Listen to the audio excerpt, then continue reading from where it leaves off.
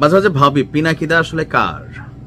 তবে আমার ধারণা তিনি আমাদের এই রাজনৈতিক যে 3টা বা 4টা প্রধান দল আছে, আওয়ামী লীগ, বিএনপি, জামাত, জাতীয় পার্টি, এই দলগুলোর বাহিরে আরেকটা শক্তি বা বলয়ের সৃষ্টি করতে চাচ্ছেন তিনি, সাংবাদিক ইলিয়াস কনক সারোয়ার সহ আরো অনেকেই।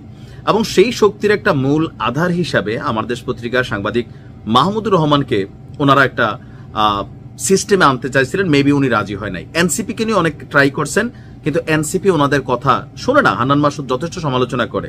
আর বিএনপি কে কন্ট্রোল করা সোজা না, এত বড় দল। জামাতও এখন আস্তে আস্তে পিছলে যাচ্ছে, আওয়ামী লীগ তো পাত্তাই দিচ্ছে না, জাতীয় পার্টি পাত্তা দিচ্ছে না। এই সকল কারণে সম্ভবত পিনাকিদার মাথাটা মাঝে মাঝে আউলায় যায়। যে বলে যে পুলিশে ছুইলে 18 গা, বাঘে ছুইলে 36 গা, পিনাকি ছুইলে জয় বাংলা। তারেক রহমানকে নিয়ে তিনি যেই বক্তব্যটা দিচ্ছেন, এটা এক ধরনের মস্করা। তবে তিনি তারেক রহমানের চেয়ে বয়স অনেক বড় নাকি ছোট জানি না, সমালোচনা করেন। তবে এই সমালোচনাটা একটু ব্যতিক্রম ছিল। গতকালকে তিনি একটা স্টেটাস দিচ্ছেন যে আসল কাঁপুনি এবার টের পাবেন। এরপর একটা ছবি শেয়ার করছেন, উপরে লেখা ছিল ভূমিকম্পই বটে। খুনি হাসিনার পতনের পর 15 মাস পার হলেও বিএনপি প্রধান তারেক রহমান আজও কেন দেশে ফিরলেন না? এটা একটা গুতা মারা হয়েছে। পার্ট 2, এ নিয়ে বহু জল্পনা কল্পনা আছে, কিন্তু কোনো অনুমান দিয়েই এর উত্তর কেউ মেলাতে পারছে না। এখন আমার মনে হচ্ছে, মানে পিনাকির মনে হচ্ছে, বাংলাদেশে যে এত বড় একটা ভূমিকম্প হবে তা তিনি আগে ভাগেই বুঝতে পেরেছিলেন। মানে এই কথাটা দিয়ে তো একটা মস্করাই করা হলো নাকি না আমি বুঝি না। তবে দাদা চুকা চুকা কথা বলে, চিকন চিকন কথা কিন্তু বলে যে তারেক রহমানের যে দেশে ফিরছেন না, এটারই সম্ভবত একটা গুতা মারা ট্রাই করলেন যে বাংলাদেশে যে এত বড় একটা ভূমিকম্প হবে তা তিনি আগে ভাগে বুঝতে পারছিলেন। তো ভূমিকম্প কি আসলে পিনাকিদা জানে না এমন কোন জিনিস আছে? এটা মজা লওয়া ছাড়া উনি সারা পৃথিবীর অনেক কিছু জানে। জ্ঞান বিজ্ঞানের ওনার যে প্রসারতা, এটা কিন্তু হিউজ। আপনি ওনার সমালোচক হলেও থাকে না যে আমি একটা মানুষকে দেখতে পারি না, কিন্তু তার কথার মধ্যে তার মেধার বহিঃপ্রকাশ ঘটে।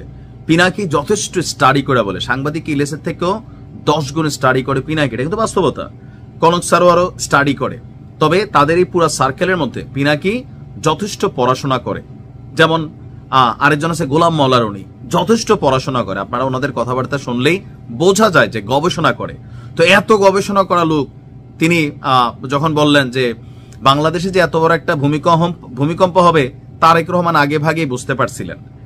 ভূমিকম্প তো কখনো 2 মিনিট আগে বলার সুযোগ নাই, সিমটম দেখে আইডিয়া করা যায়। যেমন বাংলাদেশে এখন আমরা শুনছি কি যে এই মাসেই আগামী 1 মাস আরো বড় বড় 20টা ভূমিকম্প হবে, বড় ছোট মিলেয়া। তো ছোটখাটো সিমটম থাকে যেগুলো দেখে ধারণা করে নেয় বিজ্ঞানীরা যে একটা বড় ভূমিকম্প আসবে। তো তারেক রহমান কি বিজ্ঞানী বা তিনি কি ভূতত্ত্ববিদ? কোনোটাই তো না। অথবা ওনার কোনো গবেষণা প্রতিষ্ঠান আছে লাইক ইলন মাস্কের মতন যারা এগুলো নিয়ে গবেষণা করে, তাও না। তাহলে তিনি কিভাবে বুঝবেন? বেসিক্যালি এখানে পিনাকি যেটা গুতা দিচ্ছেন সেটা হচ্ছে যে এই যে তারেক রহমান দেশে ফিরবেন, আসলে কবে ফিরবেন, কেন ফিরছেন না? নভেম্বরের শেষ সপ্তাহে ফিরার কথা, আজকে অলরেডি 24 তারিখ চলছে, তাও ওনার আসার কোনো খবর নাই। ডিসেম্বরের প্রথম সপ্তাহে তফসিল হবে। ওই বিষয়গুলাকেই এখানে কানেক্ট করছে। আর এতে হয়েছে কি, পিনাকির এই পোস্টে ভাই ধরেন বিএনপির নেতা কর্মীরা ঠিক মতো একদম ওনারে মানে গালাগালি বকাবকি। হ্যাঁ, তো কিন্তু দেখেন এই বিষয়গুলা 4 দিন আগেও ছিল, সেটা ছিল আওয়ামী লীগের বিপরীতে, এখন হচ্ছে বিএনপির বিপরীতে। বিএনপির বিরুদ্ধে তো একদম আদা জল খাইয়েই নামছে, পাশাপাশি জামাতও কালকে একটু গুতা মারছে। তো সবকিছু মিলাইয়া পলিটিক্যালি আপনি যদি একটু বিশ্লেষণ করেন, মূল ধারার যে রাজনৈতিক শক্তিগুলা, এগুলার বাহিরে একটা বলয়, একটা সাপোর্টিং শ্রেণী। এই যে পিনাকি গরু দুলে আমাদের হুজুররা, অধিকাংশ হুজুররা দৌড়ইয়া মেজবানি খাইতে যায়, এরা কারা?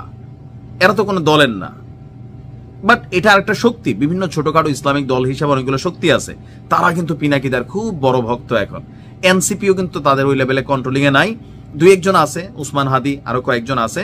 সো তারা চাচ্ছে যে মূল শক্তির বাহিরে একটা শক্তি তৈরি হোক, সরকারে যেই থাকুক ওই সরকাররা যেন টাইট দিতে পারে। ভালো থাকুন, আসসালামু আলাইকুম।